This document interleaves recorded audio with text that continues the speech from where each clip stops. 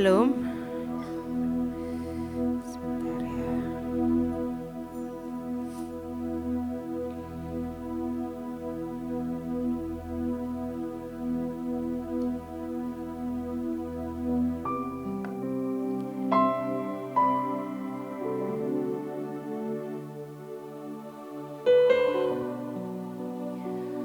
Oke.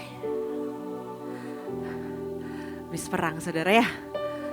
Bas-bas dulu dalam nama Yesus. Yuk kita nyembah Tuhan sebentar ya. Ini tempat kudus-Mu.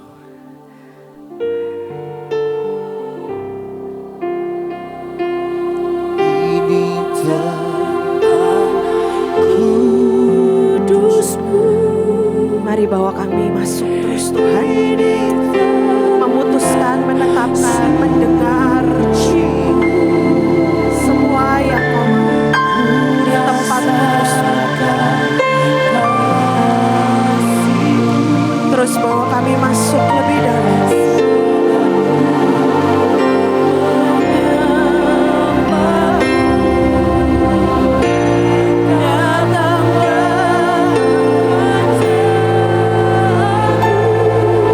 Mari terus Tuhan, mari Bapa, mari Yeshua, mari angkat setiap hati.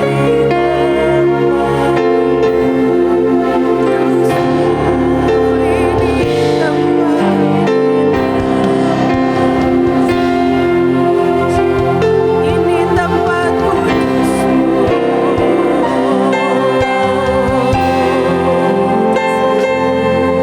Bawa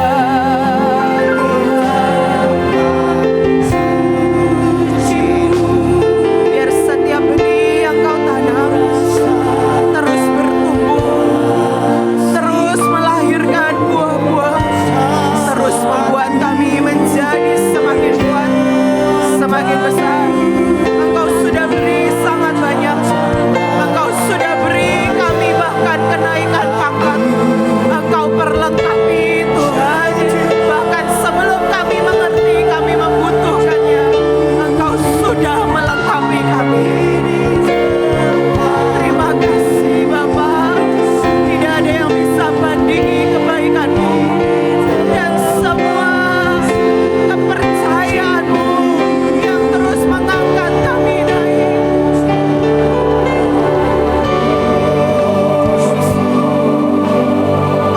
Tuhan, sekali lagi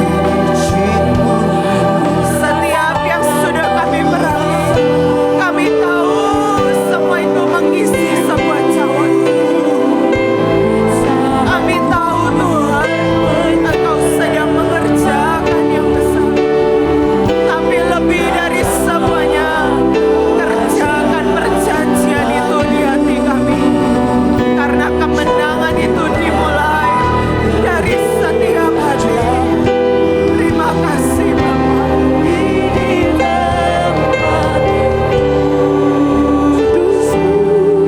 Terima kasih Tuhan. Terima kasih Roh Kudus.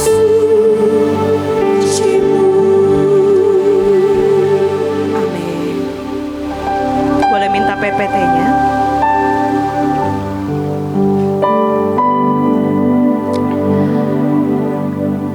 Waktu kemarin saya persiapkan,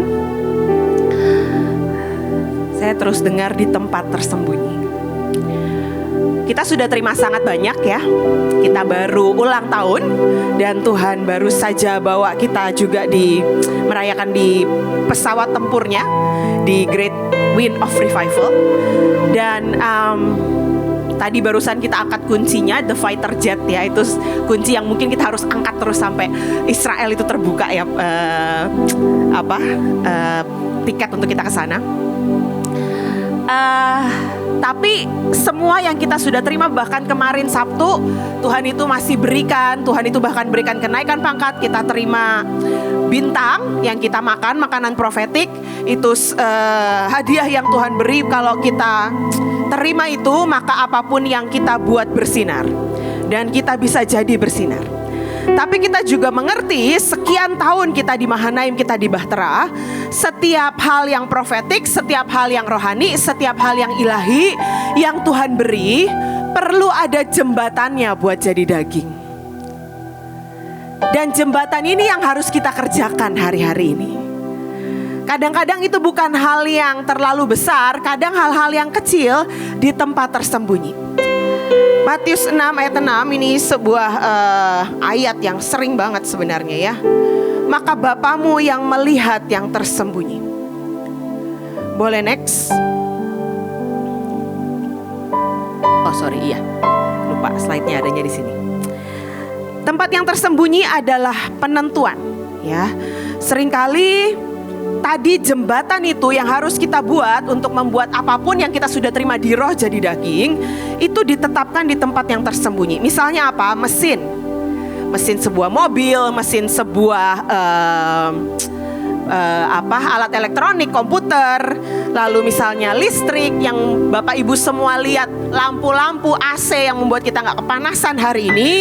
Faktor penentunya bukan bohlamnya, faktor penentunya bukan fisiknya, faktor penentunya bukan seberapa bagus bentuk lampunya, tapi yang ada di dalamnya, di tempat tersembunyi yang nggak kelihatan. Faktor mobil berjalan, faktor pesawat berjalan, kita dibawa ke pesawat tempur, yang menentukan apa? Yang di dalamnya, yang gak kelihatan. Kalau Bapak dan Ibu naik pesawat, maka kita gak lihat mesinnya, karena itu di dalam. Tapi di tempat tersembunyi, itu adalah sebuah penentuan. Bahkan yang dari tadi kita perangin tuh, nyamuk, pembinasa keji, keputusan mereka buat perang, keputusan mereka buat bikin cashless dan lain sebagainya. Sebagian besar maka rapat-rapat penting itu dijadikan di tempat tersembunyi. Baru mereka keluarkan itu di kenyataan ya. Kalau Global Elite itu dia suka keluarin lewat banyak hal. Dia suka keluarin lewat film, dia keluarin lewat artikel-artikel tertentu gitu. Tapi itu semua dilakukan di tempat tersembunyi, diawali. Bahkan upgrade yang kita perlu hari-hari ini upgrade itu dimulai di tempat tersembunyi. Next. Yang di tempat tersembunyi tadi adalah mesin penggerak. Nah pertanyaannya, mesin penggerak kita ini apa? Sehingga ada jembatan tadi dari yang di roh menjadi daging. Mesin penggerak macam-macam, bisa karena kemarahan. Kalau kemarahannya kemarahan ilahi, maka itu mesin penggerak yang baik. Sebuah kemarahan ilahi yang membuat marah sekali dengan virus, sampai kita waktu itu pergi semprot kemana-mana. Kita sampai kemarin Pak Leo bilang ibadah seminggu 13 kali ya, 13 kali kalau nggak salah saya dengar. Kita sampai bukannya kita mengurangi ibadah, tapi kita menambah waktu ibadah. Itu kemarahan ilahi. Itu mesin penggerak. Tapi ada juga kemarahan yang mengerikan, sebuah kemarahan karena kepahitan, karena luka, itu juga mesin penggerak yang membuat apapun yang di roh menjadi kita tidak percaya. Kita nggak percaya karena kita nggak lihat itu di kenyataan dalam hidup kita. Kita lihat apa yang terjadi di rumah, kita lihat apa yang terjadi di kerjaan, kita lihat apa yang terjadi di kanan kiri, bahkan kita lihat di orang-orang yang menurut kita, orang-orang yang seharusnya mungkin jadi contoh buat kita, tapi nggak menunjukkan. Dan kemarahan ini mesin penggerak yang parah dan mengerikan ya. Tapi ada juga mesin penggerak belas kasihan, cinta dan lain sebagainya. Ini semua di tempat tersembunyi yang seringkali tidak terlihat. Contohnya generasi ini. Generasi ini tuh generasi instan ya. Mungkin dimulai dari generasi Z, sekarang udah generasi Alpha. Saya nggak tahu setelah generasi Alpha generasi apa. Ini generasi instan. Ya begitu lahir sudah ketemu sesuatu yang digital, yang kalau hari ini apalagi sejak COVID, yang namanya belanja online, lakukan apapun online menjadi kebiasaan, menjadi habit dan menjadi kenyamanan buat sebagian besar orang, apalagi generasi yang sudah digital. Tapi ada generasi di atasnya, itu generasi proses. Mungkin Bapak Ibu di sini yang usianya sudah 30 35 tahun ke atas masih lah ya, atau 40 tahun ke atas, maka saudara generasi proses. Saudara tahu dari sekolah, untuk ngerasain tugas itu nggak semudah itu. Untuk dapat informasi nggak semudah tanya Om Google. Untuk ngumpulin misalnya saudara mau pemetaan, nggak semudah saudara cari ketik-ketik ya. Saudara mungkin harus cari, tanya-tanya. Mungkin harus pinjem koran ke tetangga kanan kiri ya. Zaman-zaman siapa yang masih mengalami. Yang nggak ngalami berarti belum generasi proses. Udah bukan zamannya ya. Oh ya, TV aja belum ada ya. Bahkan ketika digital ada pager itu butuh waktu saudara buat diterima lagi jawabannya ya. Itu masih generasi proses. Handphone pertama yang beratnya nggak tahu berapa, mungkin 1-2 kilo itu ya. Itu juga generasi proses, nggak bisa dibawa kemana-mana. Dan sekali SMS kita harus bayar berapa ribu waktu itu, mahal lah pokoknya ya saudara. Jadi eman-eman kalau SMS. Kalau sekarang chatting cuma ye aja nggak apa-apa gitu, chatting cuma ye gitu jawab, oke cuma kak gitu, udah nggak ada harganya. Itu generasi proses dulu. Sehingga generasi ini yang namanya proses, kata proses itu nggak familiar, nggak tercetak di mesin penggeraknya, nggak ada datanya, nggak terdeteksi, dan nggak punya cara mengatasi karena nggak dideteksi. Jadi begitu lewati proses langsung healing. Langsung healing, langsung gemeter gitu ya, langsung kabur, dengan sangat mudah kabur. Kenapa? Karena nggak terdeteksi, di mesinnya nggak ada kata proses, bahwa proses menghasilkan kekuatan. Karena nggak dari kecil sudah semua terima dengan instan ya. Bahkan kalau generasi yang sekolah pas COVID itu udah lebih instan lagi, karena bisa multitasking main game sambil sekolah ya saudara. Jadi benar-benar sangat-sangat nggak ada di mesinnya. Next.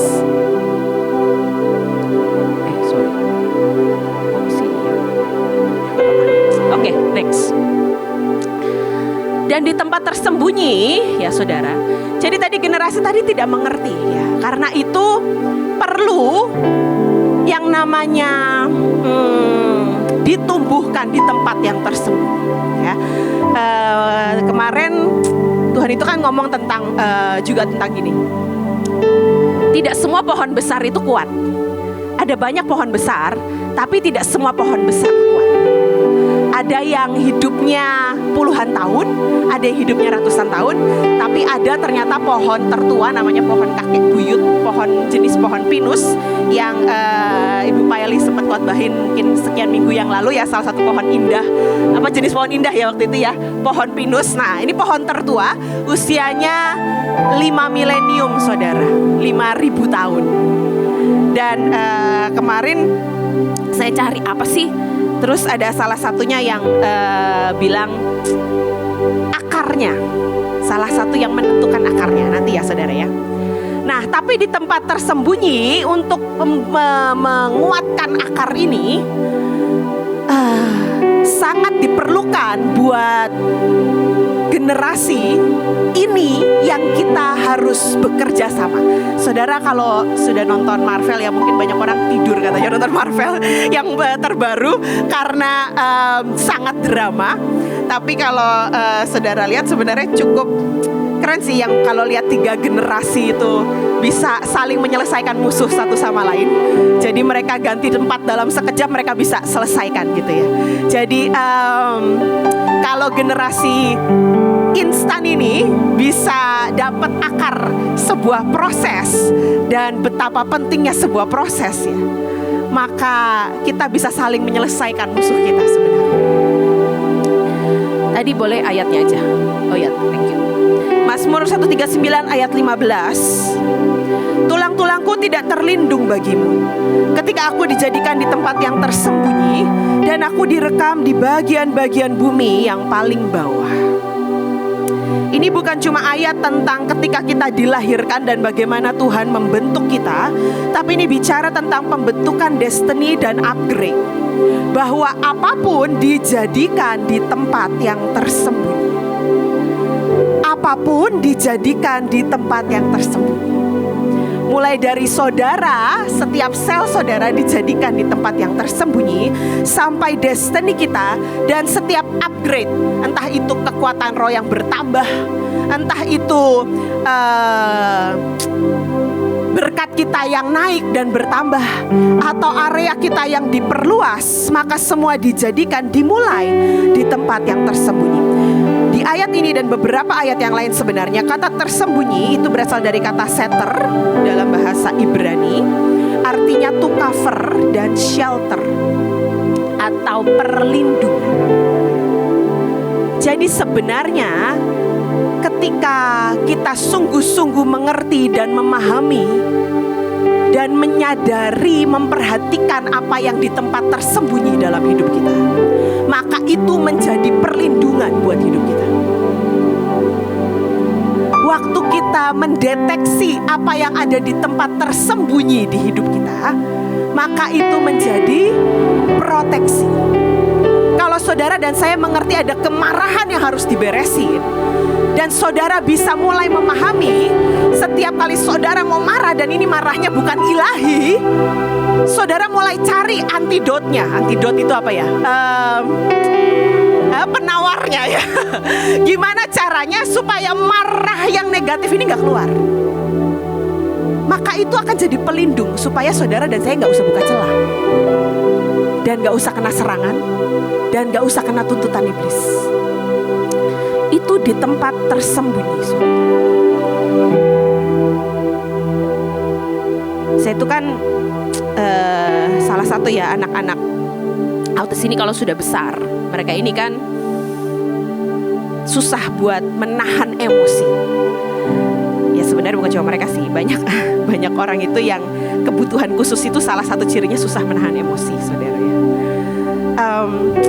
Tapi banyak orang tua yang akhirnya ketika mereka mulai besar, maka salah satu cara, karena kalau badan mereka besar, orang tuanya udah gak bisa tahan lagi badan mereka, tenaganya sangat kuat, udah gak bisa baik laki-laki maupun perempuan. Maka caranya adalah menjelaskan kapan mereka kira-kira mau emosi, sampai mereka ini bisa sadar, oh ini kayaknya aku udah emosi nih, ini udah gak bener. Sampai mereka harus deteksi ketidakbenaran dalam diri mereka, dan mereka cari penawarnya. Nah macam-macam. Ada yang penawarnya itu mereka cari selimut tebel buat mereka menyelimuti diri mereka di dalamnya dan membuat mereka merasa nyaman. Ada seorang profesor di Amerika, dia memang autis. Di Eropa dia memang autis. Dia sampai menciptakan mesin peluk, saudara. Jadi setiap kali dia tahu nih ini udah gak bener, tapi dia gak bisa kendaliin, dia akan langsung ke ruangan mesin peluk, dan mesin itu akan peluk dia sampai dia, saya gak tahu dia masih hidup atau enggak hari ini, dia sudah cukup tua, tapi itu dia lakukan. Saya gak tahu bagaimana dengan kita, mesin peluk kita. Menurut saya kalau kita bisa cukup punya tempat tersembunyi dengan Roh Kudus mesin peluk kita, saudara ya. Bapa mesin peluk kita. Bukan mesin sih Bapak, maaf Bapak. Bapak itu 1 menit aja dia kasih hadiratnya, itu meredakan. Ini semua ada di tempat tersembunyi, itu melindungi mereka dari ngamuk. Karena kalau mereka udah ngamuk, itu benar-benar logika nggak jalan, saudara. Kalau udah ngamuk, mereka bisa hancurkan apapun yang ada di sekitar mereka. Setelah itu merasa bersalah nggak? Merasa bersalah tetap, walaupun kebutuhan khusus itu merasa bersalah. Tapi sekali lagi kalau mereka mengerti emosi mereka dan mereka tahu penawarnya, itu jadi pelindung. Bahkan anak atau orang special needs aja yang katanya tidak lazim atau tidak normal, mereka perlu cari penawarnya.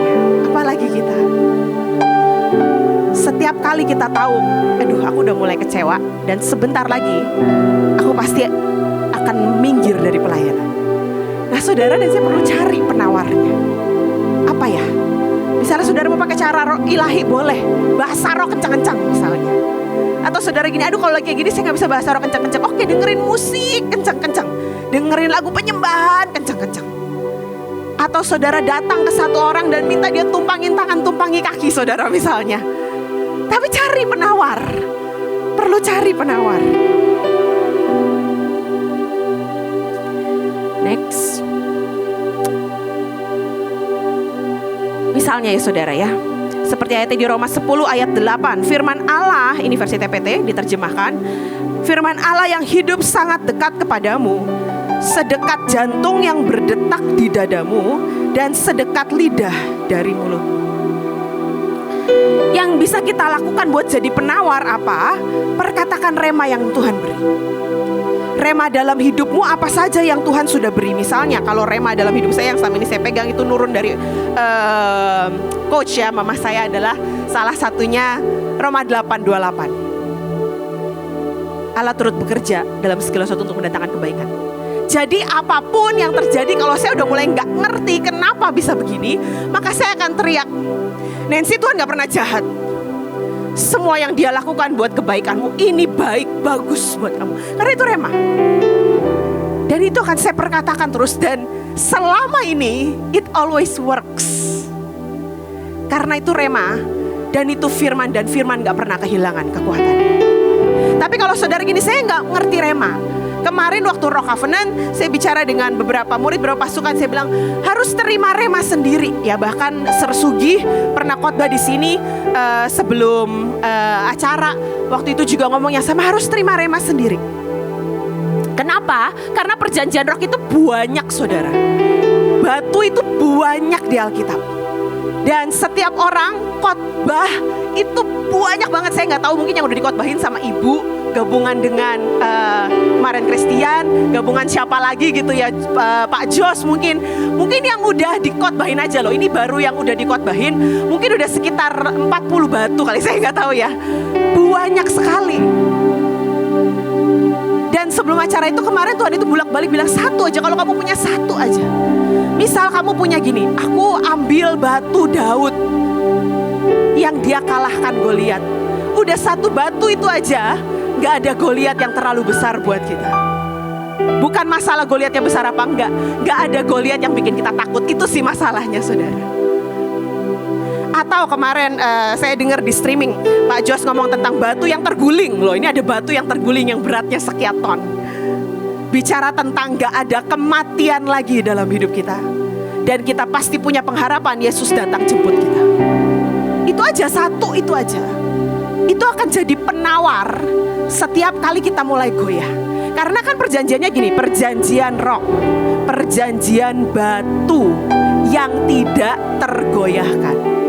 Jadi pasti akan ada masa-masa, akan ada kejadian-kejadian dalam hidup saudara dan saya yang membuat tergoyahkan. Atau bukan tergoyahkan, yang ingin membuat kita goyah. Tapi bagaimana supaya kita terima dan kita nggak goyah? Satu aja. Kayak kemarin juga di GWR, ibu cerita tentang batu yang di Imam Besar Yosua ya. Dalam satu hari saja Tuhan bisa ubah apapun, hapuskan kesalahan apapun ya. Buat saya itu juga rema. Tapi sekali lagi rema, balik ya. Perkatakan remanya aja. Itu akan jadi penawar buat mesin penggerak yang salah dalam hidup kita. Tapi itu terjadi di tempat tersembunyi yang gak ada orang yang tahu. Dan Tuhan seringkali mencari tempat-tempat tersembunyi dalam hidup kita. Dan lihat kita ngapain di tempat tersembunyi. Mungkin kita nyanyi ini mesbah dan bukan panggung. Tapi panggung itu bukan cuma berdiri di depan begini saudara, atau nari di depan, atau WL, pemain musik di depan. Tapi panggung adalah hidup kita yang dilihat orang. Itu kan panggung. Karena kenyataannya mau kita coba enggak bisa. Begitu kita di depan orang, kita akan bereaksi beda dengan kita di tempat kita sendiri. Dan yang di tempat tersembunyi. Dari kemarin Tuhan bilang jangan remehkan tempat yang tersembunyi. Ada gelombang deklarasi yang kedua yang kita juga bisa lakukan ya. Tapi itu di tempat tersembunyi. Seringkali yang nilainya lebih tinggi adalah ketika saudara deklarasi di tempat tersembunyi. Ketika saudara lakukan itu waktu lagi bukan karena lagi voice call atau bukan karena lagi kita sama-sama di ibadah, tapi waktu kita lakukan di tempat tersembunyi ya. Juga misalnya saudara bisa buat jembatan tadi untuk yang di roh jadi daging, tulisan iman. Saudara kalau nonton film Marvel, maka saudara lihat itu generasi yang sangat ngefans sama Marvel akhirnya bisa ketemu dengan Marvel adalah dia itu gambar cerita hidup dia bertemu Marvel. Gambar terus sampai akhirnya dia benar-benar ketemu. Ini sebuah tulisan yang kadang kita gini, masa sih? Enggak, tulis aja. Saudara punya kertas, tulis. Kadang saya tuh gini, misalnya nih, lagi perang di satu negara atau nggak usah perang satu negara lah, kejauhan, lagi di tempat kerja. Terus saya tuh lihat kenapa ya minggu ini ada aja masalah di tempat kerja. Jadi saya akan ambil HP saya. Di HP saya itu saya install aplikasi gambar. Jadi saya ambil HP saya, terus saya tulis dalam nama Yesus. Semua staff, semua murid, semuanya tidak ada yang sakit, tidak ada yang kecelakaan, tidak ada gitu ya. Misalnya saya tulis di situ, terus saya gambar sendiri bintang Daud, saudara. Gambar sendiri bintang Daud, tambahin sendiri api ya, saudara ya. Terus habis itu saya screenshot, saya taruh di galeri, saya angkat aja gitu. Kadang misalnya kayak waktu itu pernah saya di Australia, koper saya tiba-tiba nyasar kemanapun, ke tempat lain. Jadi saya nggak mendarat dengan koper saya. Terus saya gini, aduh, dalam nama Yesus saya udah deklarasi.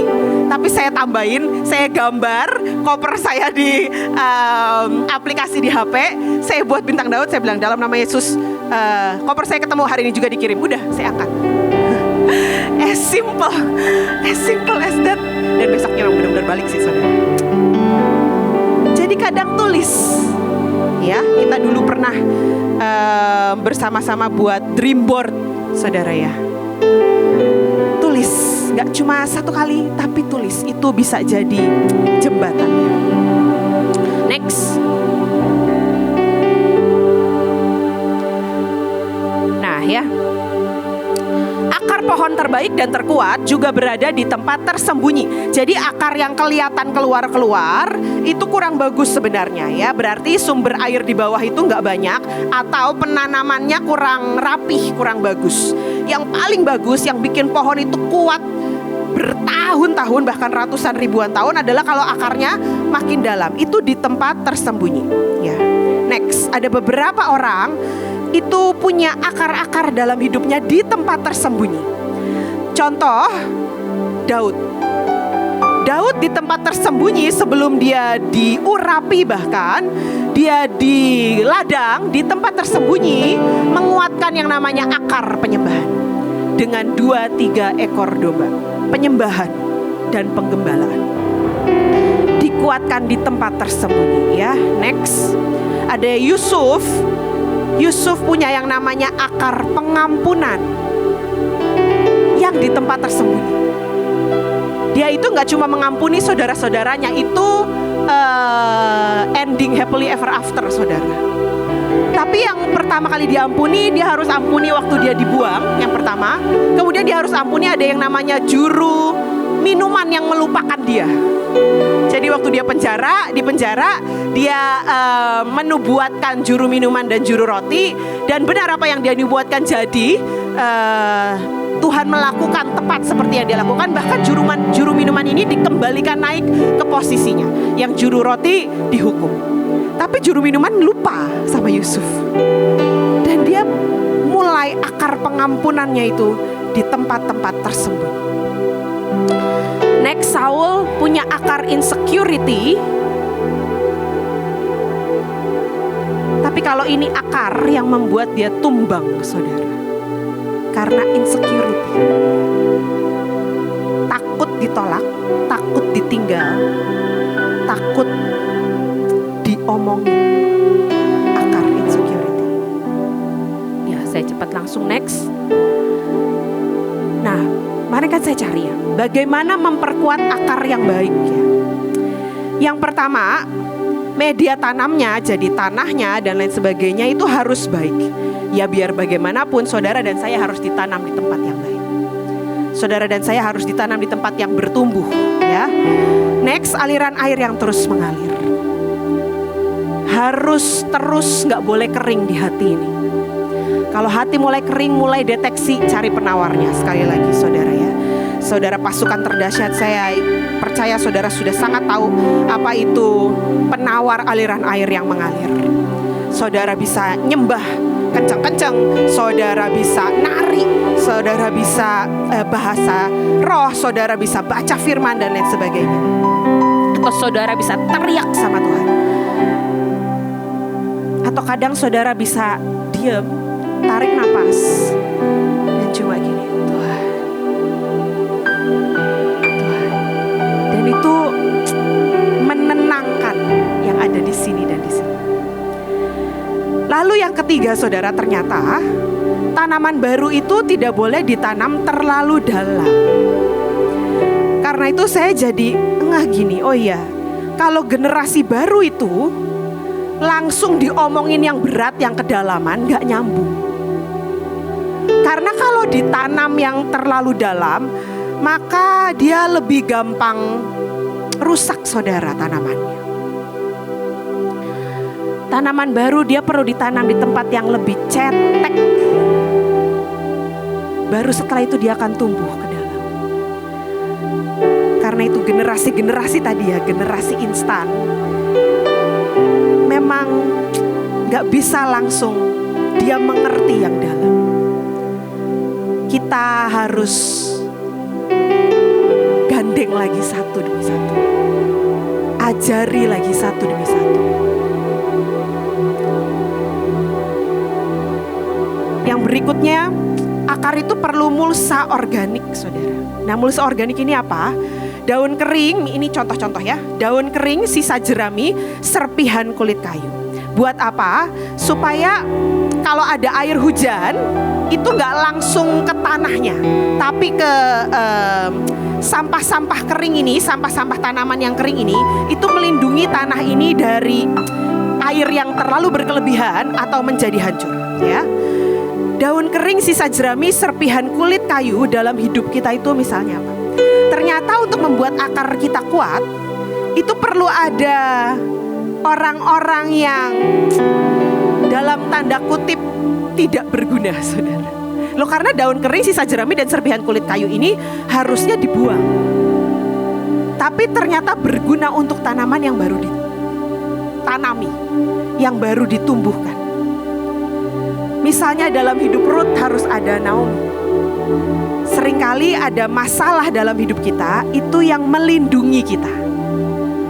Kalau nggak ada masalah atau kata lainnya, kalimat lainnya, kenyamanan membunuh, betul ya saudara, itu kita sudah sering dengar berkali-kali.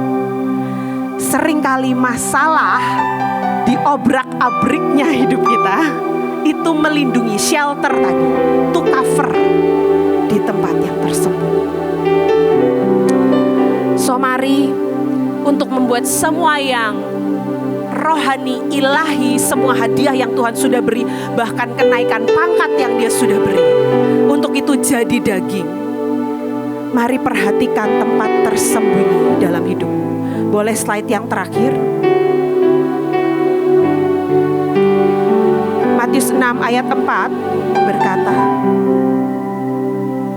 lakukan dengan rahasia atau di tempat tersembunyi, dan Bapamu yang melihat akan memberi hadiah atau reward di tempat terang. Artinya apa? Semua yang di roh akan termanifestasi dalam hidup kita. Dan apa yang kita lakukan, perang deklarasi di tempat yang tersembunyi, Tuhan akan tunjukkan di tempat yang terang bahwa Dia bela bangsa ini.